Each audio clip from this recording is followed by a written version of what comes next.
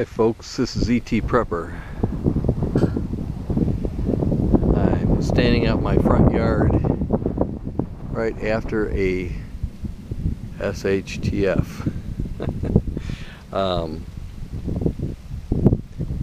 I think we had a tornado run through here and took out a couple of windows. Our power pole went down. No big deal, but it's amazing how quick a emergency will arise and get you.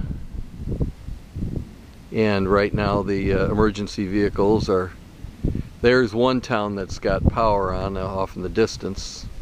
The clouds are really weird. There's a lot of emergency vehicles off in the distance. Some over there. There we go. Still got some cool skies. It's going to come on you real fast, real hard. If you're not ready,